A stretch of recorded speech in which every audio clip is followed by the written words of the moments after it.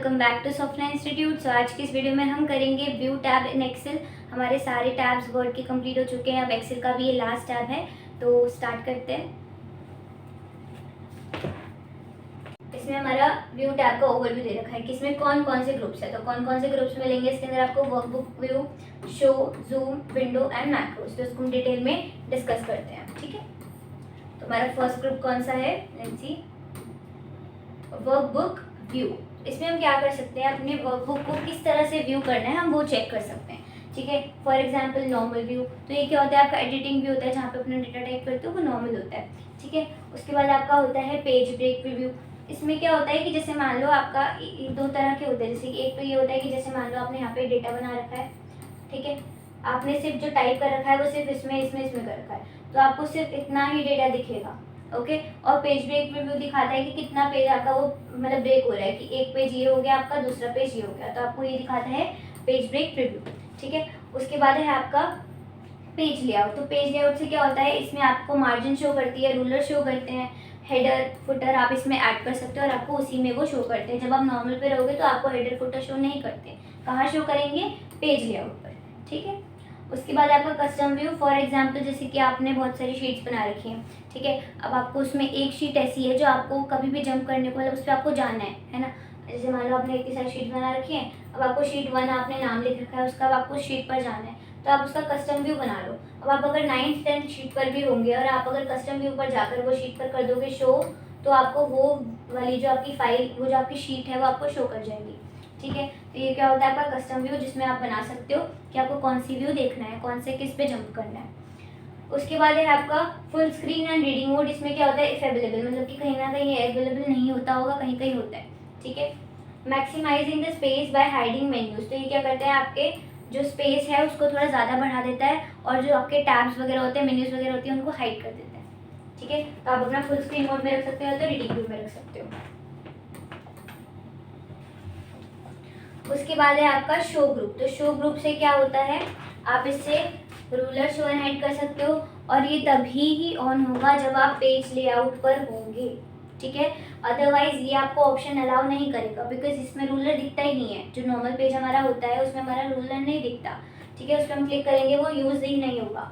तो इसके लिए हमें क्या करना होता है, पहले हमें पेज लेआउट व्यू पर जाना पड़ेगा, उसके बाद ही हम रूलर का यूज़ शो एंड हाइड कर सकते हैं उसको। ग्रिड लाइन से grid line show and hide होती है। ठीक है, उसके बाद यहाँ पे आपका फॉर्मूला बार। तो फॉर्मूला बार क्या होता है, जैसे अगर आपने कहीं पे कोई फॉर्मूला अप्लाई कर रखा है तो उसके फॉर्मूला बार पे आपको उसका वो दिखता है कि आपने ये फॉर्मूला अप्लाई कर रखा है। ठीक है, तो आप उसको शो एंड हाइड कर सकते हो। जो फॉर्मूला बार होता है, हेडिंग क्या होती है, जैसे कि रो का नंबर होता है, ABCD होती है, ABCD, तो वो कॉलम के लिए ABCD होती है। जैसे आपका ये कॉलम जो हुई, तो यहाँ पे आपका लिखा था ना ABC, तो आप उसको हाइड कर सकते हो। यहाँ पे आपकी 1 2 3 होती है, आप उसको भी हाइड कर सकते हो। ठीक है, तो आपके लिए हेडिंग, तो आप उसको अनहाइड और अनहाइड एंड शो कर सकते हो, शो एंड हाइड कर सकते हो। नेक्स्ट है आपका जूम ग्रुप। तो जूम ग्रुप से क्या होता है, सेट कस्टम जूम लेवल। इसमें आप क्या कर सकते हो, एक ऐसा जूम लेवल ऐसा कस्टम कर सकते हो कि मुझे इतने % पे जूम चाहिए, इतने % पे मुझे जूम नहीं चाहिए, तो आप वो देख सकते हो। 200%, 75% एग्जाम्पल दे रखे हैं, और भी आप कस्टम भी कर सकते हो उसको। 100% से क्या होता है, instantly return to normal zoom level की, मतलब जो नॉर्मल बाय डिफॉल्ट होता है कि इतना तो रहता ही रहता है, तो वो 100 होता है। तो 100 पे आपको वो ला के दे देगा, कब, जब आप 100 पे क्लिक कर दोगे। ठीक है, जूम टू सिलेक्शन, अगर आपने जितना सिलेक्शन कर रखा है सेल का, उतने पे आपको जूम करके दे देगा जूम टू सिलेक्शन। ओके, ये आपका जूम ग्रुप होता है जिससे आप जूम कर सकते हो अपने जितना भी आपको करना है अपने डॉक्यूमेंट में। ओके, उसके बाद है आपका विंडो ग्रुप। तो विंडो ग्रुप से क्या होता है, एक सेकंड विंडो ओपन कर सकते हो और वही वर्कबुक होगी बट उसका एक डुप्लीकेट सा बन जाता है, जिसको आप अलग वे में भी सेव कर सकते हो। अरेंज ऑल से आपको सारे की सारी एक साथ विंडोज शो हो जाएंगी। फ्रीज पेन का क्या होता है, इसमें जैसे कि मान लो आपने बहुत बड़ा डेटा बना रखा है, ठीक है, यहाँ पे आपने लिख रखा है नेम्स वगैरह, ऊपर आपने लिख रखा है उनकी क्या क्या चीज़ें लिखनी है, तो आपने दोनों चीज़ें यहाँ पे मेन लिख रखी हैं। अब आप याद तो नहीं रखोगे कि यहाँ पे ये रखना है, यहाँ पे कॉन्टैक्ट नंबर है, यहाँ पे रोल नंबर है, तो आप अपनी जो रोज है और कॉलम है उनको फ्रीज कर सकते हो, चाहे आप कितना भी स्क्रॉल कर लो। यहाँ पे ऐसे स्क्रोलर आता है, आप यहाँ पे स्क्रॉल करते जाओगे, तो ये जो फर्स्ट हमारी कॉलम है ना लेफ्ट साइड की, ये आपकी कहीं नहीं जाएगी, ये ऐसी की ऐसी फ्रीज रहेगी। ऐसी अगर आप रो को अगर आप फ्रीज कर देते हो तो इसके लिए क्या होगा, आप जितना भी इसको नीचे स्क्रॉल कर लो बट वो जो रो है जो आपकी रो है वो कहीं नहीं जाएगी, वो फ्रीज ही रहेगी। तो ये आपका होता है फ्रीज पे। इसके ऊपर भी मैंने एक सेपरेट वीडियो बना रखी है, वो भी जाके वॉच कर सकते हैं। उसके बाद आपके पास है स्प्लिट। तो स्प्लिट से क्या होता है, divide the worksheet into 2 separate panes, मतलब कि आप है तो सेम ही शीट, आप उस पर कुछ टाइप करोगे तो वो भी ऊपर टाइप होगा, बट वो डिवाइड कर देता है आपको 2 जगह में। ओके, उसके बाद है हाइड एंड अनहाइड। तो इससे क्या होता है कि आप अपनी वर्कबुक को हाइड कर सकते हो और अनहाइड कर सकते हो। ठीक है, व्यू साइड बाय साइड, अगर आपके पास एक से ज़्यादा विंडोज है तो आप उसको साइड बाय साइड देख सकते हो, तो ये आपका होता है व्यू साइड बाय साइड। ठीक है, उसके बाद है आपका सिंक्रोनस स्क्रॉलिंग। इससे क्या होता है कि आप अपने दोनों जो आपने साइड बाय साइड फाइल्स कर रखी हैं, आप उनको साथ में स्क्रॉल कर सकते हो, साथ में स्क्रॉल डाउन कर सकते हो, और आप इसको ऑफ कर दोगे तो आप साथ में नहीं अलग अलग कर पाओगे।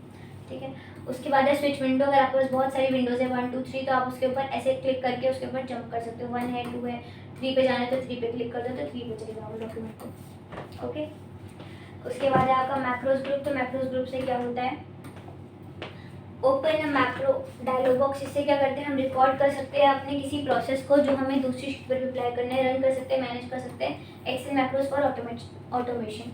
इसमें क्या होता है, फॉर एग्जांपल आपने एक बना रखा है डेटा। ओके, अब आपने ये डेटा बना रखा है, आपने इसका निकाला सम, है ना, इसका सम निकाल दिया ऑटो सम से, इसकी आपने वैल्यूज निकाल दी, इसमें आपने कोई फॉर्मूला अप्लाई कर दिया, और सेम ही प्रोसेस आपने जो बनाया है ये आपको दूसरी शीट पर भी चाहिए। तो इसके लिए आपको क्या करना पड़ेगा, मतलब ये नहीं होगा कि वो उसको कॉपी करके दे देगा। अगर आपने यहाँ पे कोई डेटा अगर अलग रेंज लिख रखी है, यहाँ पे आपने अलग रेंज लिख रखी है, तो उसका सम आपको निकाल के देगा, ये नहीं फॉर्मेट प्रिंटर की तरह पूरा कॉपी कर देगा। उसकी फॉर्मेटिंग को प्लस उसके सम आपने जो उसके ऊपर फॉर्मेटिंग, मतलब डिजिट्स वाइज जो आपने फॉर्मेटिंग करी है, जैसे अगर आपने उसको प्लस करा है, माइनस करा है, या कुछ भी करा है, कोई फॉर्मूला अप्लाई करा है, तो सेम वही आपका सेकंड शीट पर भी कॉपी हो जाएगा। जब आप उसको एक बार रिकॉर्ड करोगे, first you have to record it, then stop कर दोगे आप उसको, उसके बाद आप वहाँ पे जाके सेव हो जाएगी। फिर अगर आपको दूसरी शीट पर जाना है जिस पर आपको फॉर्मेटिंग करनी है, वहाँ पे जाके आपको कर देना है मैक्रो 1 और कर दोगे उसको run.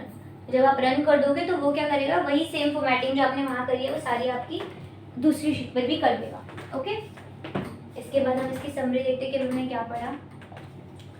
Use workbook view to control layout. आप उसके लेआउट चेक कर सकते हो, वो कैसा रखना है, कैसा व्यू करना है, जब आप प्रिंट करोगे तो कैसा दिखेगा, हेडर फुटर देख सकते हो। ठीक है, शो से क्या होता है, आप अपने सारे एलिमेंट्स को देख सकते हो, शो एंड हाइड, जैसे रूलर हो गया, ग्रिड लाइन हो गई, हेडिंग्स हो गई, तो आप ये शो एंड हाइड कर सकते हो। उसके बाद आपका जूम, तो आपको देखना है आपको कितना जूम से देखना है, आप जूम इन जूम आउट कर सकते हो, सिलेक्शन में कर सकते हो, तो आप इसको मैग्नीफिकेशन कर सकते हो। उसके बाद क्या है, window tool help multitasking compare sheet. तो मतलब क्या करता है, आप इससे न्यू विंडो ले सकते हो, उसको अरेंज कर सकते हो, कंपेयर कर सकते हो कि मेरी ये शीट ऐसी है, ये शीट ऐसी है, इसमें क्या दिक्कत है, क्या कुछ चेंजेस हैं।